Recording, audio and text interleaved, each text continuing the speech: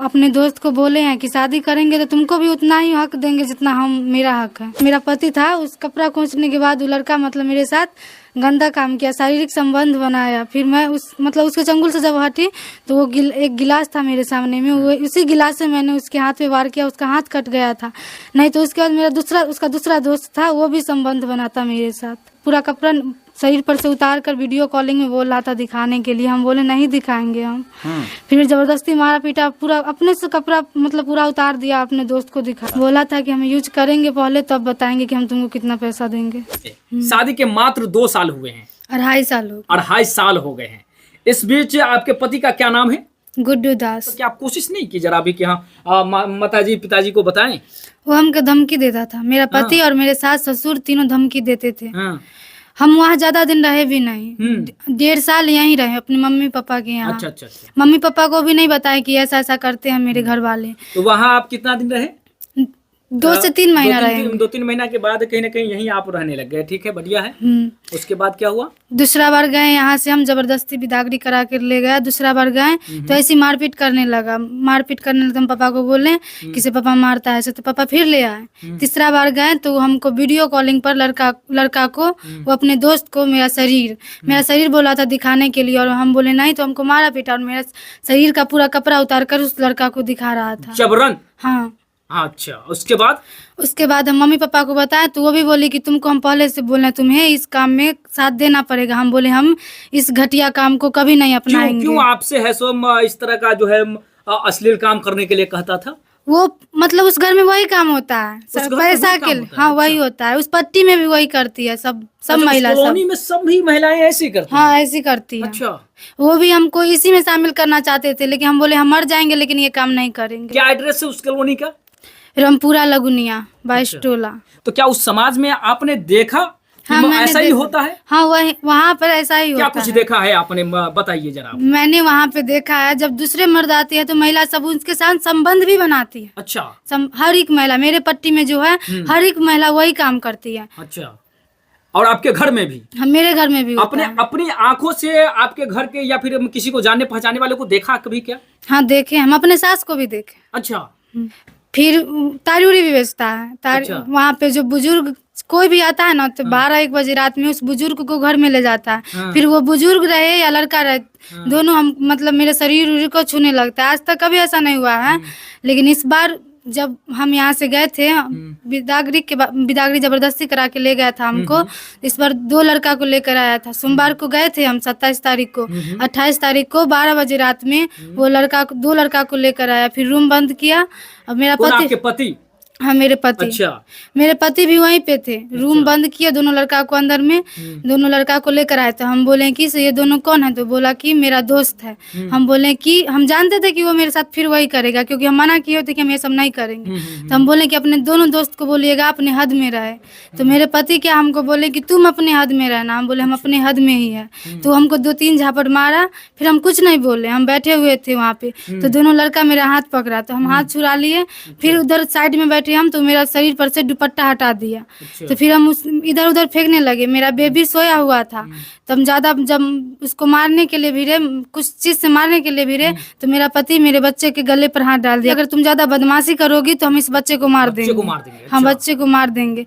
फिर वो मतलब हमको उस लड़के के सामने धकेल दिया। फिर एक बच्चे को बचाने के लिए उस बच्चे की माँ ने क्या कुछ कदम उठाया?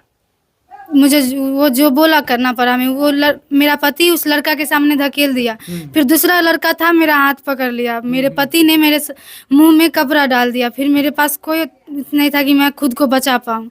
फिर आप उस गंदे दलदल से कहीं ना कहीं समय बच्चे को बचाने की नियत से है सो फंस गई उसी दलदल में। बच्चे को बचाने के लिए अपनी इज्जत खो दिया मैंने। जी। अब क्या चाहते हैं शासन प्रशासन और लोगों से कि क्या कुछ होना चाहिए? आपको जबरदस्ती जो है गंदा व्यापार कराने की जो कोशिश किया या फिर ढकेला है, उसको आप क्या कुछ करना चाहते हैं उस पर? आप हम चाहते हैं कि वो जेल में रहे, मेरे सास ससुर और मेरे पति भी, कि फिर किसी और दूसरे लड़की के साथ वो ऐसा ना करे। जी। मेरा इज्जत तो चला गया, लेकिन और किसी लड़की का ना जाए। जी बिल्कुल दोस्तों, देख रहे हैं ये हमारे साथ जो लड़की है और इसके बयान से दिल दहलता है मेरे दोस्त, क्योंकि ये लड़की तो बच के चली आई, लेकिन मान के चलिए कोई भी लड़की वहां जाती है तो अगर उसके मन नहीं है, मान के चलिए दलदल में जिसे रहना है वो तो रह ही रहा है और जिसको रहना होगा वो रहेगा ही, लेकिन जो नहीं रहना चाहे उसे जबरन इस तरह का काम जो करवाया जा रहा है या किया है उस पर क्या कार्रवाई होनी चाहिए, ये आपको बताना। मेरे मम्मी पापा भी बहुत गरीब थे, हम चाहते कि उस घर में रहे, हम वो अच्छा से रखे, पर मेरे मम्मी पापा बहुत गरीब थे, इसलिए मैंने पहले मीडिया वाला को कॉल किया, क्योंकि हम यहाँ से नंबर लेके गए थे। हम यहाँ से नंबर लेके गए थे क्योंकि हमको पता था कि इस बार जाएंगे तो मेरे साथ कुछ बहुत गलत होगा, और जिसका अंदेशा था वही हुआ मेरे साथ। मेरी इज्जत भी में चला गया मैं। अब रोती बिलखती हुई इस बच्ची को देखिए आप जरा, अब जिसका अंदेशा था पहले से डरी हुई थी, मीडिया वाला का नंबर लेके गई। पिता होते हैं, बोलते हैं कि तुमको हम बेटी बनाकर लेकर जाएंगे वहाँ, और वहाँ बेटी नहीं क्या बना कर रखते हैं। मेरे ससुर भी हमसे मतलब मेरे साथ संबंध बनाना चाहते हैं। मेरे ससुर इतना घटिया इंसान है कि रूम में घुस जाते हैं, किसी को नहीं देखते हैं तो मेरे शरीर को छूने लगते हैं, या उनको खाना देने जाइए तो वो हाथ पकड़ के हर इंसान के सामने धकेल देते हैं। यानी जो कहीं ना कहीं शादी से पहले बेटी बना करके ले जाने का वादा करते हैं वो ऐसे निकले। हाँ वैसे निकले। तो कुछ उठा करके साले को काट कायला नहीं दिए आप? अगर ऐसे गंदे लोग आपको मिले तो काहे नहीं हिम्मत करके हम आप लोगों को कहना चाहते हैं, बच्चों को कहना चाहते हैं, ऐसे लोग आपके घर में मिले चाहे वो आपका पति ही क्यों ना हो तो उसे उठा करके जो चाहे आप क्यों नहीं मार देते? इतना हिम्मत नहीं है, इतनी ताकत नहीं है। हमको धमकी देता है, सिर्फ टॉर्चर करता है हमको। पहले तो ठीक था, पहले मेरे ससुर मतलब उतना नहीं होती करते थे, नजर तो उनका हमेशा से खराब है, पर उतना नहीं करते थे, लेकिन तीसरे महीना से वो ऐसे करने लगे। फिर हम भाग आए वहाँ से, पापा को बुलाए, पापा हमको ले आए यहाँ।